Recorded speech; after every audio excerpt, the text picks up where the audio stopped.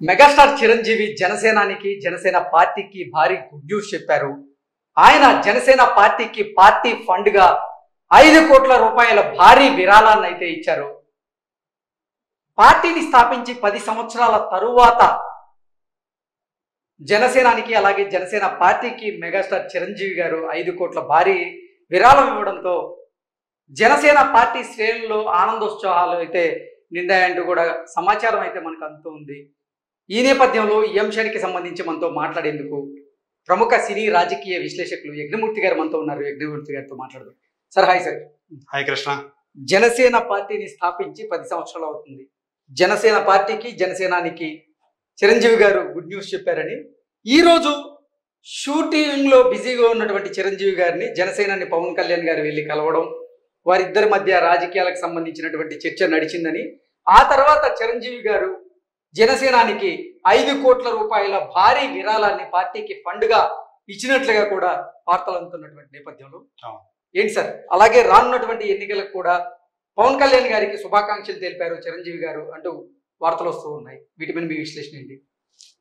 ఎన్నికలు, ఏపీ ఎన్నికల సందర్భంగా అసలు తమ్ముడికి అన్న శుభాకాంక్షలు ఆశీర్వాదాలు తెలియజేస్తాడా లేదా అని ఇంతకాలంగా ఎదురు చూస్తున్నటువంటి జనసేన శ్రేణులకు కానివ్వండి, పవన్ కళ్యాణ్ అభిమానులకు కానివ్వండి, ఈవెన్ మెగా ఫ్యాన్స్ అందరికీ కూడా ఈ రోజు ఆ గుడ్ న్యూస్ అందింది. పార్టీ పెట్టి మీరు చెప్పినట్టుగా జనసేన పెట్టి ఆల్మోస్ట్ 10 ఏళ్ళు అవుతుంది. మొట్టమొదటిసారి ఆ పార్టీకి చిరంజీవి గారు ఇప్పుడు ఈ రోజు 5 కోట్ల రూపాయలని చెక్కు రూపంలో అందించారు అని చెప్పేసి జనసేన పార్టీ అధికారికంగా ఒక ప్రకటన ఈరోజు వెలువరించింది. సో ఈయన ఈ రోజు అంటే షూటింగ్ లో ఉన్నటువంటి విశ్వంభర అనే సినిమా షూటింగ్ లో పోచంపల్లిలో చిరంజీవి గారు షూట్ లో ఉంటే తన చిన్నన్న నాగబాబు గారిని తీసుకొని పవన్ కళ్యాణ్ అక్కడికి వెళ్ళి ఆయన ఆశీర్వాదాలు తీసుకోవటం. సో ఈ సందర్భంగా ఇద్దరు కూడా అన్నదమ్ములు ఇద్దరు కూడా రాజకీయాల గురించి చర్చించుకోవటం. ఎందుకంటే కొంత విరామం ఇచ్చి పవన్ కళ్యాణ్ సినిమాలకి ఇప్పుడు కంప్లీట్ గా ఎలక్షన్స్ మీద దృష్టి పెట్టిన సందర్భం.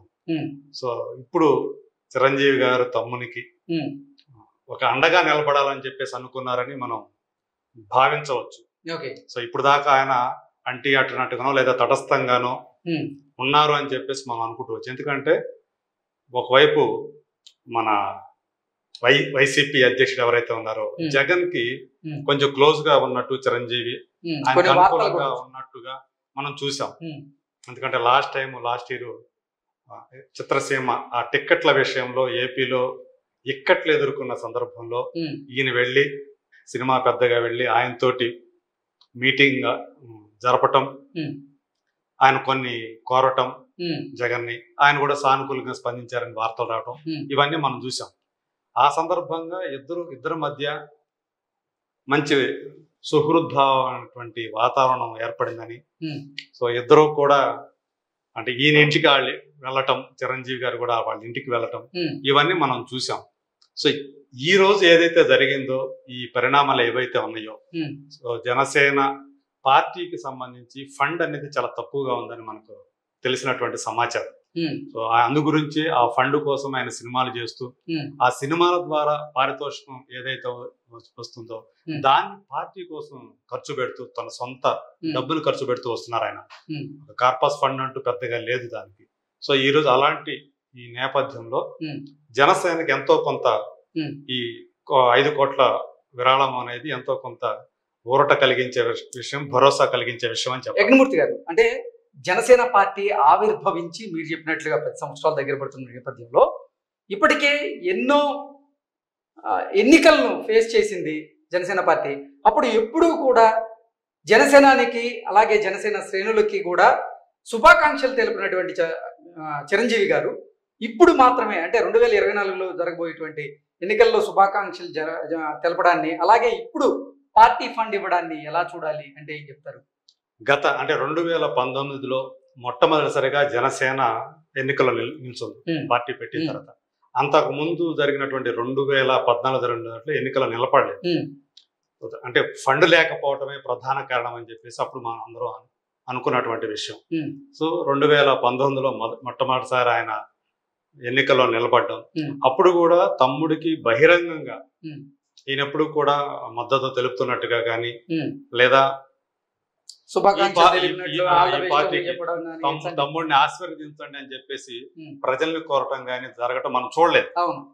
కానీ వేరే ఇప్పుడు కూడా ఆయన పబ్లిక్ గా చెప్పలేదు కానీ ఆ విషయం పార్టీ ఫండ్ ఇవ్వటం ద్వారానే ఆ విషయాన్ని తెలియజేసినట్లయింది.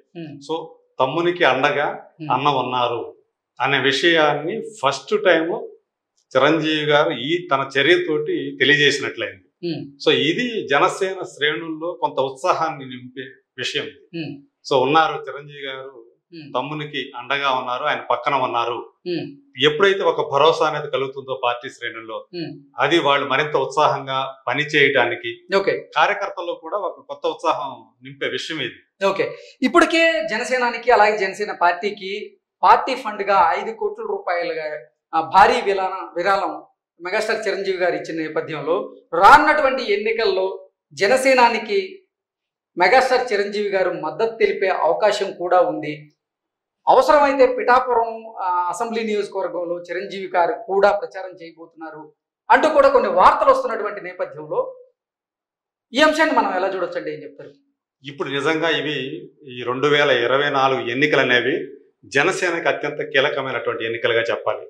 ఎందుకంటే మనం చూసాం లాస్ట్ టైం ఒకే ఒక్క సీటు మాత్రమే గెలుచుకున్న సందర్భం. స్వయంగా 2 చోట్ల పోటీ చేసి పవన్ కళ్యాణ్ ఓడిపోయారు.